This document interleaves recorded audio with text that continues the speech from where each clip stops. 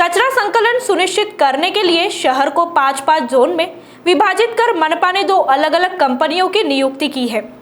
कंपनियों के साथ हुए एग्रीमेंट के अनुसार कचरा संकलन करने वाले वाहनों पर जीपीएस सिस्टम लगाकर इसका सटीक संचालन करना था।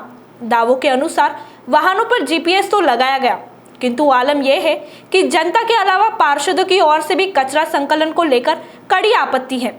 अब कचरा संकलन करते समय घरों पर लगे क्यूआर कोड को स्कैन करने के साथ ही वजन करने के बाद संकलन होने की नई योजना शुरू की गई है। प्रायोगिक तौर पर धर्मपेट जोन में 10 घरों पर क्यूआर कोड लगाया गया। स्मार्ट सिटी की ओर से कोई भी प्रकल्प शुरू करते समय संबंधित विषय को स्मार्ट नाम देने की प्रक्रिया पहले से ही अपनाई जा रही है। लोगों को आकर्षित करने के लिए अब इसे भी स्मार्ट वेस्ट मैनेजमेंट सिस्टम का नाम दिया गया है। इस योजना को लेकर भी अधिकारी और पदाधिकारियों का दावा है कि लोगों के घरों से कचरा संकलन हो रहा है या नहीं, इसकी परिपूर्ण जानकारी मिलेगी। साथ ही इसे लेकर आ रही लगातार शिकायतों पर भी अंकुश लग सकेगा। प्रायोगिक तौर पर अमरावती रोड स्थित मरारटोली और पीएनटी कॉलोनी में क्यूआर कोड लगाया गया है। उल्लेखनीय है कि कचरा संकलन करने के लिए मनपा की ओर से 2 कंपनियों की नियुक्ति की गई है। अब क्यूआर कोड लगाने के लिए नई कंपनी की नियुक्ति की गई।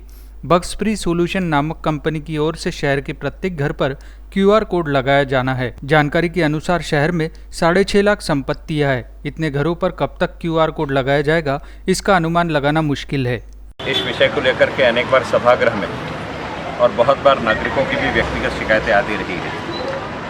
इस विषयों को कहीं न कहीं सिंक्रोनाइज करने की दृष्टि से नागपुर महानगर पालिका किसी सॉल्यूशन की तलाश कर रही थी।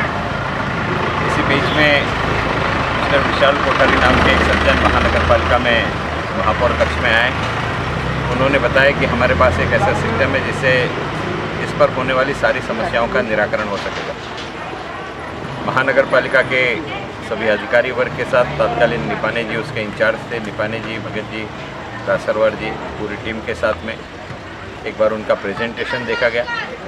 प्रेजेंटेशन देखने के बाद में स्मार्ट सिटी में भी उस प्रेजेंटेशन को रखा गया और ऐसा निर्णय लिया गया कि स्मार्ट सिटी के माध्यम से हम प्रायोगिक तौर पर पहले 10 घरों में एक क्यूआर कोड लगा करके इससे क्या क्या फ़ायदा हो सकता है और यह सिस्टम प्रॉपर है कि नहीं, इसकी जांच करेंगे। इसलिए पायलट प्रोजेक्ट के लिए नागपुर म्यूनिसिपल कॉरपोरेशन ने इस रविनगर के 10 घरों का चयन किया। ये घरों का चयन भी जो कंपनी यह काम कर रही है उन्होंने नहीं किया, नागपुर महानगर पालिका के स्वास्थ्य के अधिकारियों ने किया।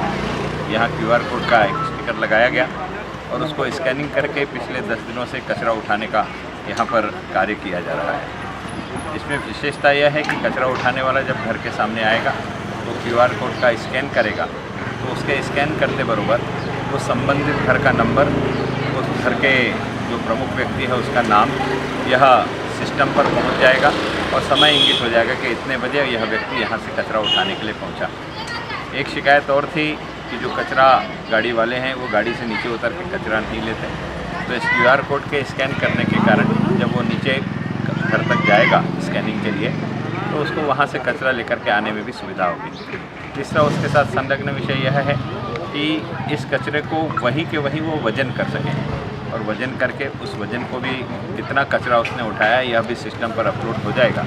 इस दृष्टि से घर मालिक का नाम, उस घर से निकलने वाला कचरा, इस प्रकार से इसका नियोजन अच्छे तरीके से हो सकेगा और महानगर पालिका को तत्क्षण इसकी जानकारी मिल जाएगी। इस प्रकार का ये नियोजन महानगर पालिका ने किया है। 10 घरों में अभी नियोजन किया है, सभी का अच्छा प्रतिसाद है। जो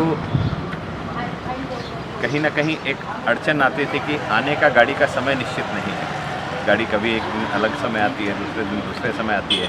ये सिस्टम लगने के कारण सारे की सारी गाड़ियाँ एक समय पर आने लगी, कचरा समय पर उठने लगा, नागरिकों का अच्छा प्रतिसाद है और इसकी सारी रिपोर्ट आने के बाद हम इस पर चर्चा करके पहले पायलट रूप में किसी एक जोन को करेंगे, उसके पश्चात शहर में यह कार्य हो सकेगा। इस प्रकार का हम लोग कार्य करना चाहेंगे।